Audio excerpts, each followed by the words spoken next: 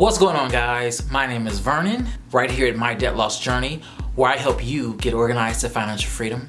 On today's video, I want to talk about my credit history. Yes, you heard it, my credit history. I don't know if a lot of people reveal their credit histories on YouTube or expose themselves or are completely transparent, but I want to be transparent with you guys. I want to show you my journey where I started in 2006 to where I am now. I'm doing this because I want to give a sense of hope for anyone starting out who may have started out on a bad note with their credit, and just give you guys encouragement that there will be a brighter day. It's gonna come, but it's gonna take you to do it. Not anybody else but you. So let's get started. My credit journey honestly started when I first went off to college in 2006. 2006, I was 18 years old. That's the magic number, right? When those credit cards start mailing you offers. It's really weird because I never really got anything in the mail at home, but I got things in the mail at school. I remember going to my P.O. box getting credit card offers from like Capital One and things like that. And at the first sight of the offer, I was like, my eyes were like googly-eyed. They were like full of stars and full of money signs, you know? And I was like, oh, a credit card? I was like, what? My mind didn't even grasp what credit cards really do mean today back then. But what I did was I opened up a credit card. Capital One was my very first credit card in 2006. And I remember my credit limit was $500 and I never paid it off. It went to collections. I remember being on a good start with it, making my payments. I would always make the minimum payments. I knew nothing about making over the minimum payments or paying it off. Back then, I didn't know anything about a credit score. All I knew was that there's a credit card company offering me a chance to open up a credit card line with them. That's all I knew. All I knew was just to pay it back. That's all I knew. I knew about the interest, I knew about paying it back, but I had no idea that this tied to a credit score, and your credit score is pretty much life, and it pretty much follows you for the rest of your life. And the many, many different things tied to our credit report, I knew nothing about back then. And you know, they don't teach you this stuff in school, you know? And I wish I had someone like me now. I wish I had someone in my corner back then to teach me and say, no, don't do this, but do that. So 2006, Capital One was my very first credit card. So of course I was in college and I had student loans as well. So you can imagine, I knew of course student loans had to be paid back, of course, but I had to go to school, you know? So I took out loans. I took out loans just about every year I was in school. Thankfully, most of my college tuition was paid for, but I didn't want to stay in like the basic level dorms back then. Now I wish I did, otherwise I wouldn't have student loans. But you know, back then I just wasn't about that life of staying in the poorest dorm. And I really do hate that such a thing exists at colleges, you know? I understand that buildings are old and they're still habitable, but it just, I don't know. I mean, thankfully it was an option. It wasn't mandatory, but I avoided it because I just didn't want to be in the dorm. The dorm was very small. It was raggedy. I mean, it was raggedy. It was just, there's no nice way to put it. It was a raggedy dorm. It was one of the oldest dorms on campus. And so it was the cheapest. And so the cheapest equaled me not taking out any loans on it. But I saw something else on campus that was better, that was newer. And the quality of the dorm life back then was better in this other dorm. And I remember I took out student loans to cover the expense for that dorm. And I don't regret it. I don't regret it. You know, there's nothing wrong with wanting something better for yourself. But back then at 18, you know, who cares? You're a freshman in college. Like, you're supposed to get the crappy stuff as a rookie, you know? And you're supposed to get the nicer stuff when you get older, when you become junior or senior in college, I don't know. But back then I was like, no, I don't want this. I'm not about this life. So I took out loans for that.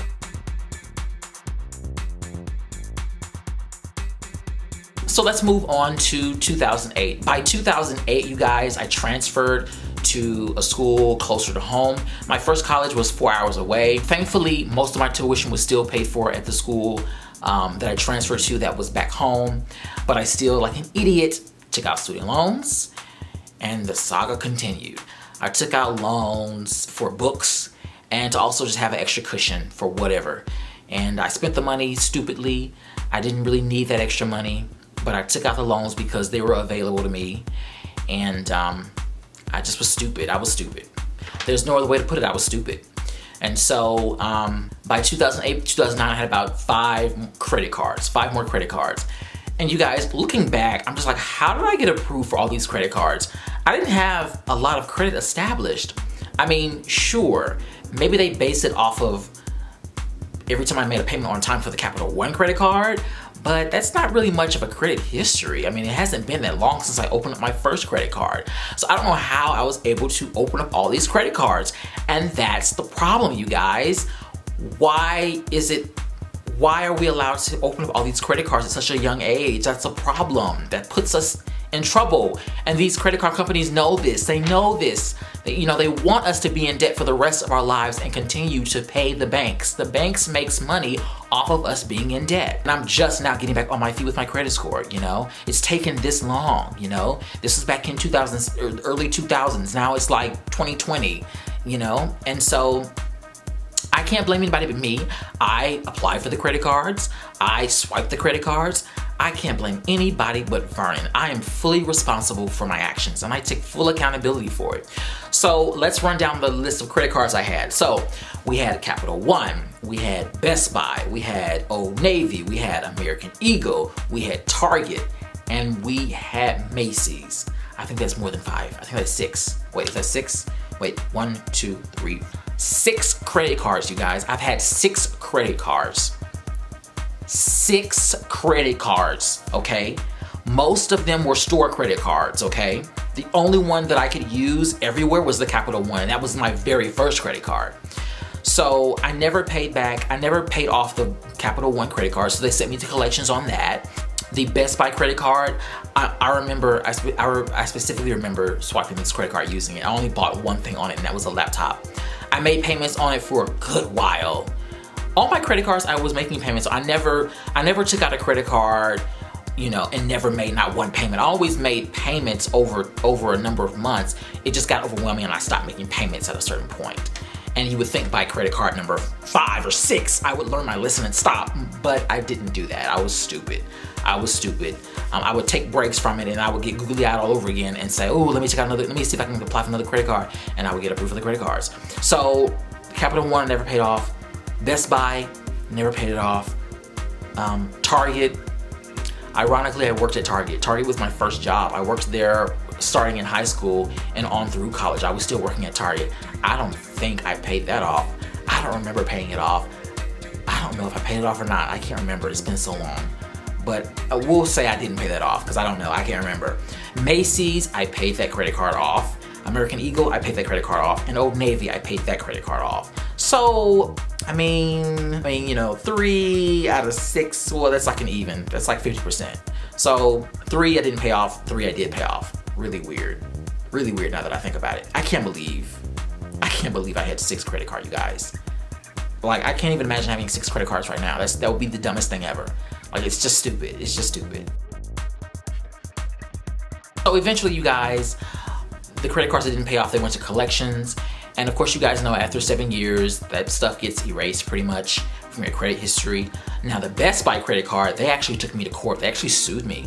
I got served at my apartment. I remember I got served. I answered the door like a dummy. Who answers the door these days? Even back then, who answers the door? But let me stop. I should have answered the door. But I got served from Best Buy. Best Buy credit card company served me, and I had a court date. And so back then, I didn't know anything. I didn't know nothing about nothing, I thought that you could go to jail for owing people money. I didn't know, And so I panicked. I got scared. I was like, oh, let me go to court. But I actually called them and settled and made a payment arrangement. And somehow I guess I thought I still had to go to court because they never really mailed me anything saying I didn't have to go to court. So I wanted to go to court to be on the safe side to make sure I was good. So I go to court, and as soon as I get there, the lawyer for that company, he says, oh, don't worry about it. You've already made an arrangement with us, and you're good. You don't have to see a judge. When I tell you the amount of weight was lifted off my shoulders back then, I was just like, whew. I was like, I'm glad I did what I did. And so I said to myself, oh no, never again. So years had passed. I made payments. I never really paid them off. I made payments for a good, like, I want to say 9-10 months, but my balance was nowhere near paid off. I just stopped making the payments and they stopped pursuing me. So fast forward to 2014, I moved to Los Angeles. Before I moved to Los Angeles, my utility company at my last apartment complex sent me to collections because I feel like this is a legitimate excuse. What happened was, you know how when you open up a utility bill, you pay a deposit. Sometimes you pay a deposit, sometimes you don't. Well, I paid a deposit. When I turned off service with them, I thought that I would get the deposit back, or it would get applied to a balance that I had. Maybe if I had a balance owed in the last month or something, I thought that I could apply my security deposit to the balance and I would get credited back my difference, you know? But that didn't happen. What happened was, I had a balance and they actually applied my security deposit to previous bills I knew nothing about. I'm pretty sure it was on my bill. Maybe I just didn't pay attention to it. I didn't notice it. I don't know. But that infuriated me so much, you guys, because I remember calling them, asking them about it, and telling them, like, how can you guys do that without telling me? Because here I am this whole time thinking I'm going to get my security deposit back.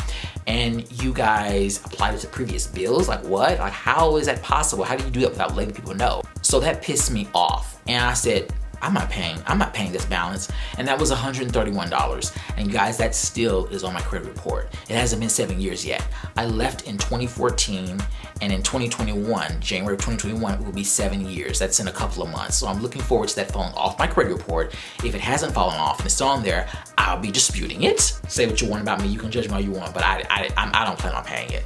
Hopefully it falls off. If not, I'll dispute it and go from there. So now, 2014, we're in Los Angeles, and I originally moved here for acting, and of course I needed free time to audition. So I was like, what can I do? It's hard to work a 9 to 5 because I need the daytime to audition for things if I want to get somewhere in my career with this acting thing here, you know? And so when I moved to Los Angeles, that's when I discovered Uber and Lyft. It's really weird because, like, back home, right before I moved here, I knew nothing about Uber and Lyft. I didn't know it existed. Pretty sure because it wasn't operating back home in Nashville, but it was operating here in LA. So when I moved here, I would hear ads. I just would hear people talking about it all the time. So I was like, interesting. I was like, oh wow, you can create your own schedule. You're in control of how much money you make. You don't have to have a boss over you. Oh, this would be perfect. But I need a car. I don't have a car. I sold my car back home. I had a cash car that I bought back home. I sold it to my uncle. I didn't want to drive it here because I was scared it wouldn't last long. I was scared it wouldn't, last me driving all the way here from Nashville. So what I did was I ended up getting me a car. I ended up financing a car here. I got approved. And so looking back, I'm like, how did I get approved? I'm like, gosh, I think that people will approve you. Even if you have a bad credit score, car companies will approve you. You just will have a high interest rate, There's always a price to pay, even when you have bad credit, there's a price to pay, But I got a car so that I could drive Uber and Lyft. And so I remember getting my car, coming home from the car lot and being so stressed out because I was like, oh my gosh, am I gonna be able to afford this payment? What if I don't make enough money to afford this? What if I'm in over my head? I remember stressing about that. I remember my stomach just turning. And I said to myself, this is not how this is supposed to be. This is not, you're not supposed to get a car from a car lot and then feel this way afterwards. So I just knew something wasn't right, something was wrong. In 2016, I got another credit card. So this makes 7 credit cards total, you guys. 7 credit cards. Wait, is that 7? Let me see. 1, 2, 3, 4, 5, 6, 7 credit cards. By 2016, I had 7 credit cards that I've opened up total, okay? The ones in the past, they were wiped clean from my credit. Those were over with. I wanted this computer. I wanted the Mac computer, desktop computer that I have now. I have it still, and it works beautifully. It's paid off, okay? And they had a promotion. It was through Barclays Apple credit line. They had a promotion. The first year, there was no interest, okay? So if you made a payment, if you paid it off in the first year, you had no interest payments. So I just knew without a shadow of a doubt, I would pay this thing off. What did I do? Not paid off in the first year. You guys, when that first year passed and they tagged on the interest payment, my heart dropped. Okay, my heart dropped. And I said, oh my God, another decision made by me that was stupid. That was stupid, you know? And so I always made my payments on time or early. But I just hate that I procrastinated and let the interest payments tag on after a year. I didn't focus, and I didn't pay it off in the year. And so here I am with this credit card, you guys, and I knew my history, and I said, no, I can't go back there. I can't do like I did before with my previous credit cards. I have to do better with this credit card. So I'm going to, even though this interest has been tagged on, and even though I could have bought 2 computers by the time I paid that credit card off, I still persevered. I made my payments early or on time, and I started to focus and pay that thing off vigorously. And by 2019, early 2019, I had it completely paid off. I was approaching high mileage on the car, and I said, you know what, I'm scared this car is gonna like act up on me. I don't know what it is about cars with me and 100,000 miles, but I just always get scared like crazy stuff is gonna happen. I'm gonna have to pay out-of-pocket expenses for all of these, you know, expenses to fix this or that, plus the car note, plus insurance. So I was stressing about that. So that made me wanna trade it in and get something else and start fresh. And so that's what I did. I traded it in and got me upgraded to a 2017 Honda Accord. I got it brand new. I got approved for it. And for some reason, they only allowed me to lease it. I don't know why I couldn't finance it, but I could only lease it. But probably has something to do with my credit. I don't know.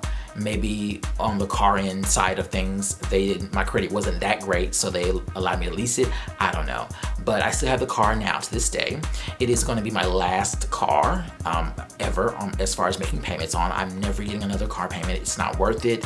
It's not worth it in a million years. If I add up all of my car note payments, you guys, I'll be sitting pretty right now. I would have invested that in my retirement account if I took those car payments and just invested them in myself, into my future. But I didn't do that. I was stupid and I made payments to cars. I don't really regret it that much because I needed the car to make money. So the car, I felt through these years, have pretty much paid for itself through me working, you know?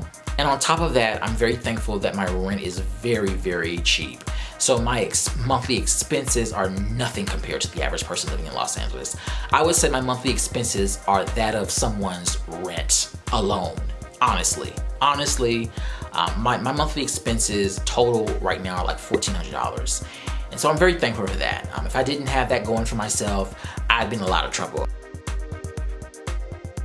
Now, by this time, you guys, from driving Uber and Lyft, I racked up tax debt, okay? Thankfully, that didn't go on my credit report because I wasn't in delinquent with them. But if you do get delinquent with them, they will, of course, put that on your credit report. I've made payment arrangements with the IRS and always made my payments on time or early. And you guys, I owed $9,000, okay? And the reason why I racked up tax debt was because when you do Uber and Lyft, they don't take tax out, okay? They don't take tax out, so you're responsible for setting aside that money and paying the IRS. Once again, I procrastinated, got lazy, never set aside my money, always spent all my money. I always deposited all my money and I never set it aside. Since then, of course, I've gotten better. Since last year, starting in 2019, I opened up another bank account and I separate my tax payment and I send it straight over to that bank. So that way I don't have to worry about spending it. I don't have a credit card. I don't have a debit card to that other bank. So that way I'm not tempted to swipe it and spend it. Actually, let me show you. I do have a debit card actually for that. that bank. But guess what? I have it cut up. I have it cut up so I can't swipe it. So the swipe thingy is gone. I did that on purpose so that I wouldn't be tempted to use it, okay? And so all my tax payments go directly to that bank.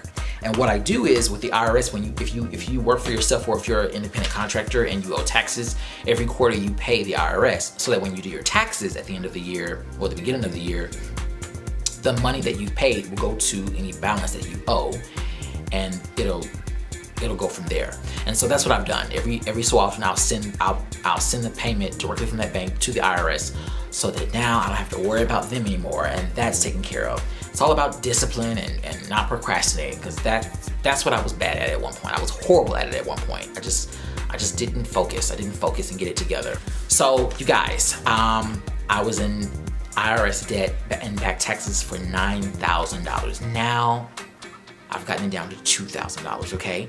There's 2 months left in 2020, so I plan on having that paid off by 2021. I'm so excited about that.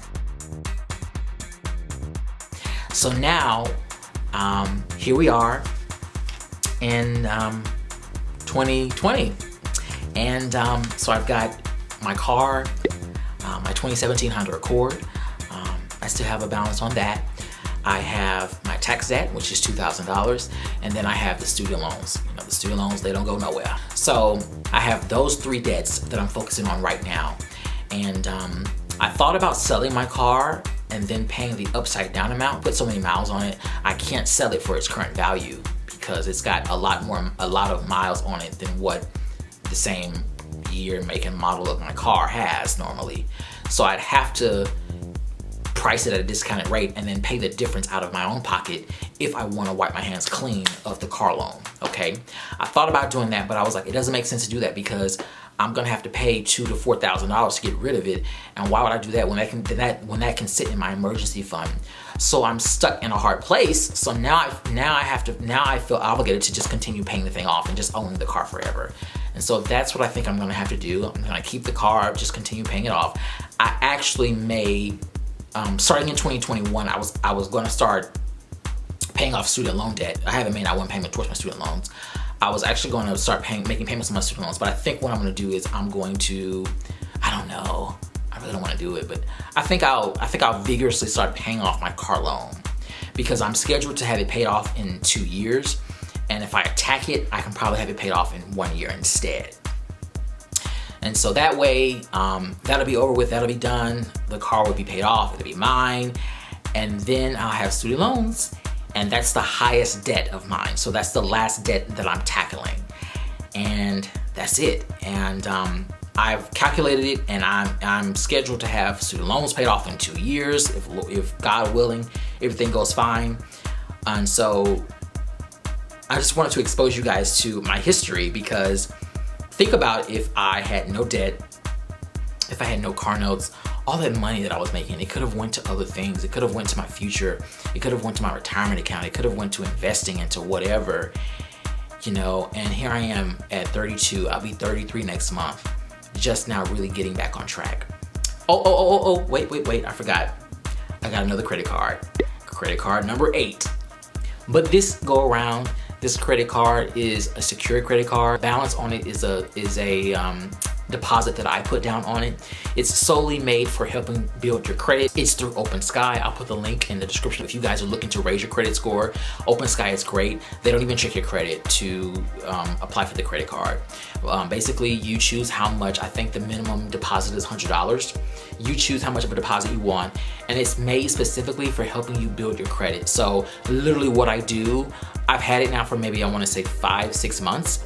Literally what I do is I pick one of my smallest bills I have every month, and I make a payment with the credit card with that bill, and I pay it off before the end of the billing cycle on the credit card. And doing that every month, it increases my score. It has helped my credit score tremendously. And so that way, when I do go and I apply for something that I really need, like a home one day, because a home is something you know that I see myself having. That way, when I eventually go and apply for a home, I'll be debt free. My credit score will be in the best shape, and I don't have to worry about any of this. And I'll be good to go. My ducks will be in a row. So I hope this video has encouraged you guys. I hope it has uplifted you. If you are just starting out and you started out on the wrong foot, don't give up. Don't make the same mistakes I made, you know. Watch this video back to back if you have to understand the mistakes I made. My main mistakes were just not being diligent and I was pulled in different directions when I had all those credit cards because I had school. I had to focus on school back then. So I couldn't work a lot to pay off the bills quickly because I had to focus on school. And so I think that was one of the contributing factors of why I never paid off some of those. Definitely not an excuse. It's all my fault at the end of the day. So you guys, I hope this video was helpful. I hope you learned something. I hope this encourages you. Be sure to check out my Instagram at mydebtlossjourney, where you can find updates on my debt loss journey and tips and tricks on organizing and getting out of debt for yourself. All right, I'll catch you guys on the next video. Peace.